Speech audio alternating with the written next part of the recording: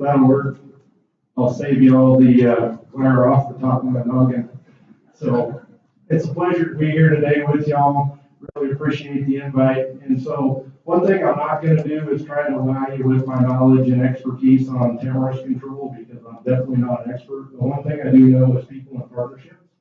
So I'm going to focus on that. There's a couple of guys here today that in my short time here in Colorado have really been instrumental to helping me be successful. And so I want to kind of tip my hat to Kim Morgan with Colorado Parks and Wildlife and Bill Noonan with U.S. Fish and Wildlife Service.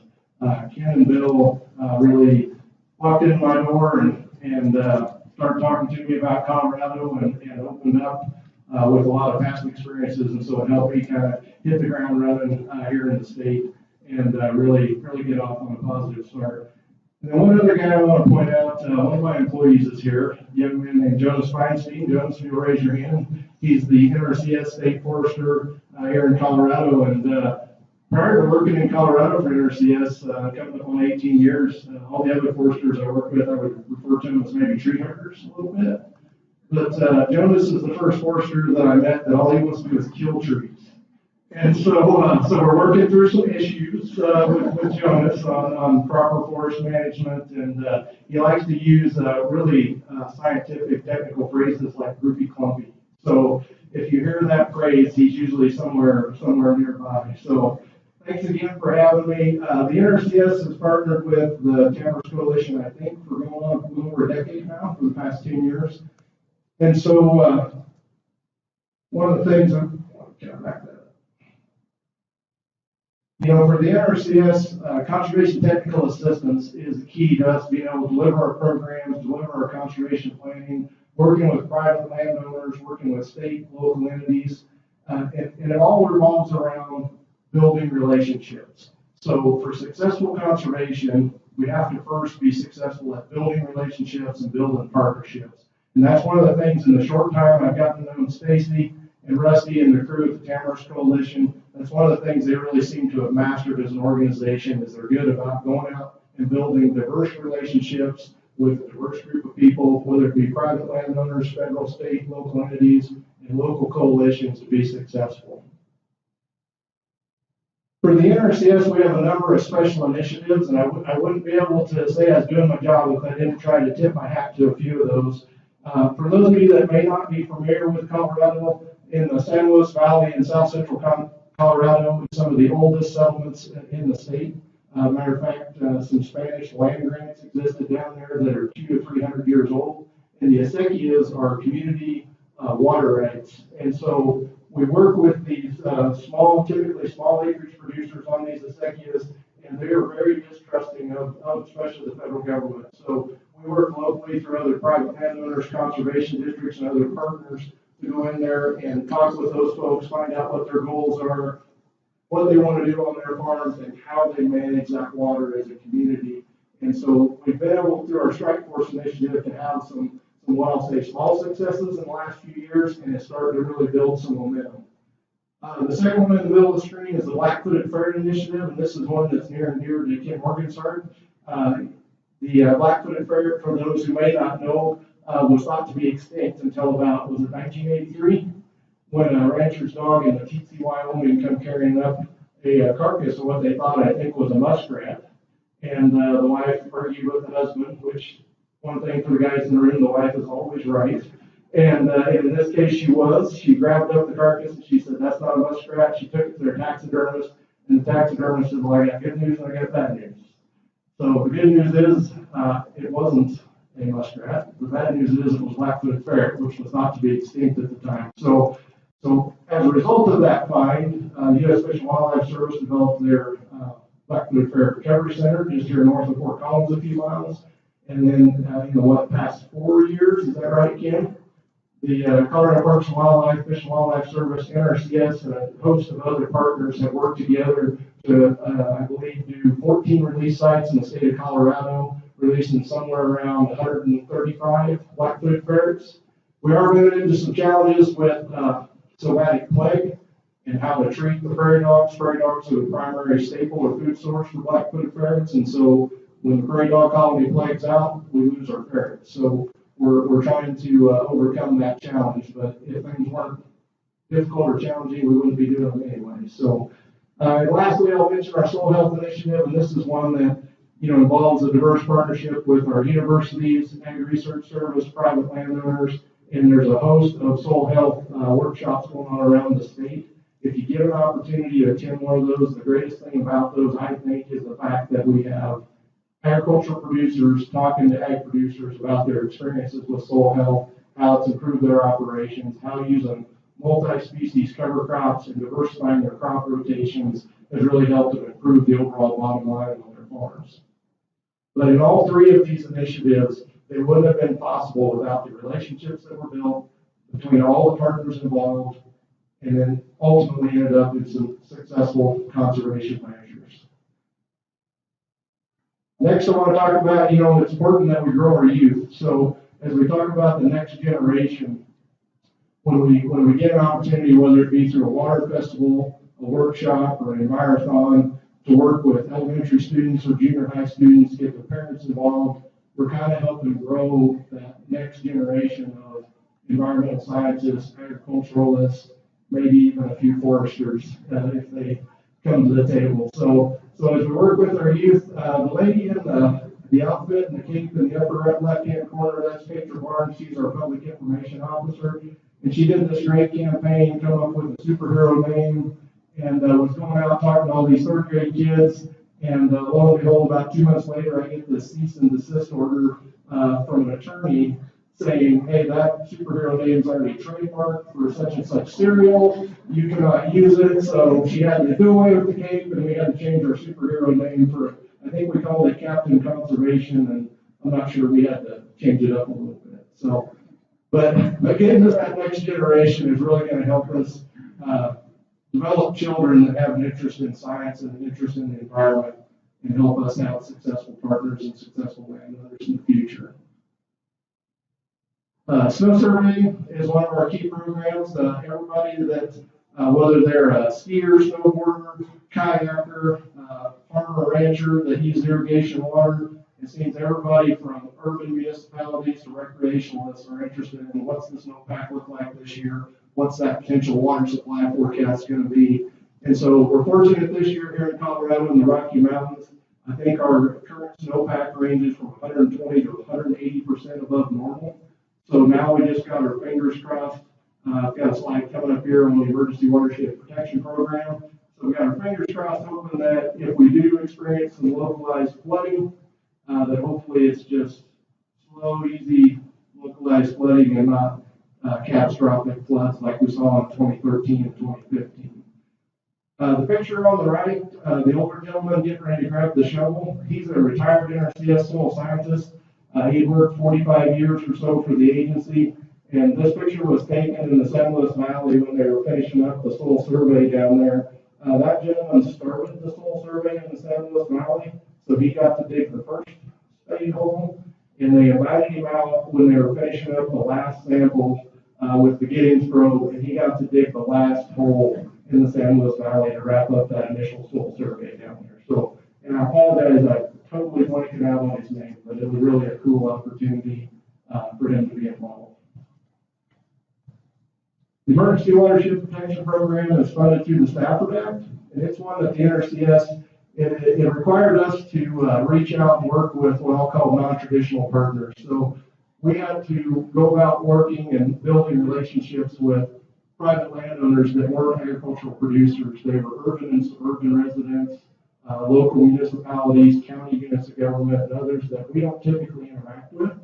And so it took just a little bit for the agency to figure out, okay, how do we go about building these relationships, who needs to be at the table, and of course, anytime when you get more heads around the table, you usually come up with better solutions, but it can also be an even greater challenge. So most of these photos here are from the 2013 flood in the on Highway 34 corridor between Estes Park and Boulder and Big Thompson, all right, Big Thompson River. So we're currently working on around $75 million worth of EWP projects in a partnership with the Colorado Water Conservation Board as our lead sponsor on those. And I don't know if he's here with us today, but a gentleman named Kevin Houck. Kevin, are you here? Hey, there he is. So Kevin's got the challenging job of not only wrangling the feds, but wrangling the state, local partners, county units of government, local coalitions, private landowners, and all of those crazy chickens running around trying to get what we need done in a manner that's going to be restore the river, protect it, and make it resilient for future catastrophic floods. And so, tip my hat to County. He's got a pretty challenging job, and that's a huge project that we've got going. I think altogether it leverages somewhere around $62 million in federal, state, and private funds. I wanted to highlight the Upper South Platte Forest Resiliency Project. This was sponsored by the Jefferson County Conservation District, Colorado State Forest Service, the U.S. Forest Service, and a host of other local partners, including Denver Water. So this particular area up near Conifer in Bailey, Colorado, was really threatened by catastrophic wildfire. They had experienced, I think, 4 major catastrophic wildfires in the last 20 years. And so this is where I like to teach Jonas about his groupie clumpy theories, because they've really done an outstanding job, I think, getting somewhere in the neighborhood of 35 or 40 forest private landowners to work together to help reduce that overall understory and reduce that risk of catastrophic wildfire. Now, we won't ever eliminate the risk of wildfire, but we can certainly reduce the level and the damage that it does when we do have a fire. So that one's been a really, really cool opportunity for me to see how a diverse group of folks can come together with a common goal and be successful. The Colorado River Salinity Control Program, for those of you that live out in Grand Junction on the west slope, be familiar with this. This is our longest running financial assistance program that the Soil Conservation Service and now the NRCS has managed. It was enacted in 1973. It was first funded in 1979. It's currently funded through our Environmental Quality Incentive Program, and we get somewhere between $5.5 and $7 million annually to do irrigation water improvements with farmers and ranchers out there on the western slope of Colorado. Matter of fact, this evening I'm flying to San Diego for a salinity work group meeting, and the hard part about doing salinity control in the Colorado River is there's this mountain range on the Utah border called the LaSalle Mountains. And so when you have something that translates to the salt and some of the parent material, it kind of makes me wonder if we're just really beating our head against the wall trying to fix it. So, but we have made a significant amount of progress with salt savings, and there's over 40 million water users downstream that benefit from the public funds and private funds that are invested in the salinity control program. The 2008 Farm Bill brought a new opportunity for us to work with small acreage landowners. The High Tunnel Initiative, some of you may start seeing, they look like little greenhouses going up all over the place. And this has really opened the doors for us to work with Colorado State University Extension. We have small acreage coordinators here in the state. We have 3 of those now, one in Brighton, one in Grand Junction. And I think we're just getting ready to hire a new position down in Canyon City to help further this initiative. But it was new for us in that we typically work with what I'll call traditional agricultural producers that are out here on the eastern plains or farming, typically large acreage, large scale commercial production. And most of these producers are small scale, high value vegetable growers, fruit growers, things like that are participating with these. So that partnership with Colorado State University and other local entities and the conservation districts has really helped us do more outreach with those small scale producers and help expand that urban suburban agricultural interface. Just wanted to highlight our funding for the 2014 Farm Bill to date.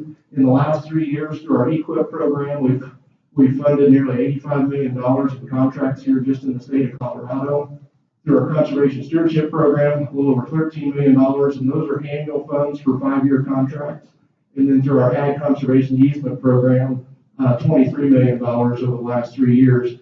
And I'm really proud to say that we had a record year for EQIP funding in 2016 with $33.7 million, and in ASEP with $14.7 million.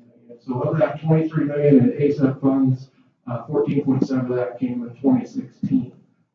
So the reason I wanted to mention this slide, so when you're looking at that, it's well over 110 to $115 million worth of funding. So we have economic analysis that shows that those funds, when applied for structural practices, will turn over in a local economy anywhere from 3 to 5 times. So that $110 million worth of financial assistance and public funds that's going out there to treat these resource issues and help these local landowners is turning into $300 to $500 million worth of economic stimulus here in the state of Colorado. And we can't do that all on our own, so it's through partnerships that we get all that done. So I got just a few short slides here. I wanted to, since we are with the Towers Coalition, and this is what you all are here to talk about, we got this quote from the Colorado Department of Agriculture. They're estimating that there's 1.5 million acres infested with tamarisk in the United States, and approximately 75,000 acres right here in Colorado, which could be causing over $300 million worth of damage in losses each year. You know, when we talk about partnerships and success, you know, one of the things we've seen over the last 10 years with the Tamarisk Coalition is there's a variety of ways of getting there and how we treat these resource issues. So whether it's restoring riparian corridors, improving wildlife habitat, or even reducing stream bank erosion, all of those things come together when we do these stream riparian projects, whether it be on public lands or on private lands with agricultural producers and private landowners. I was talking with Rusty Lloyd a little bit earlier before the conference started, and we just got a few slides here on the different methods of treatment. Most of you have probably seen these before. Personally, I like the mechanical treatment just because I'm of that generation. I guess I want to see it instant. And so you can go in there and clear it and work on restoration right away. But the disadvantage to the mechanical treatment is you do get more ground disturbance and things like that. So it can look like we did a little more damage than what we did to help, but in the end, it's usually a really positive result. The beetles that they released to control tamarisk have been really successful as well as far as biological control. And, you know, that's one of those things for somebody like me who wants that instant gratification. You know, you got to sit back, be a little more patient, and let them do their job when they're out there doing it. So the beetles have been pretty successful here in Colorado as well. And then lastly, just the chemical control, whether it's back sprayers doing spot application, or maybe even some broadcast treatment to help control, whether it be the regrowth after mechanical treatment, or whether it be just spot treating areas where the tamarisk is starting to spread along some of those riparian corridors. And then the best part, restoration. Once we get to the opportunity to restore those stream banks, replant the willows that are native to those sites, and make it look like it should look before it was invaded by those unwanted species. So I guess to close, I just want to say that all of this is only possible through building those strong relationships, which leads to strong partnerships, which leads to successful conservation. So thank you again for having me, and hopefully, Stacy, I hit the mark on what you're looking for.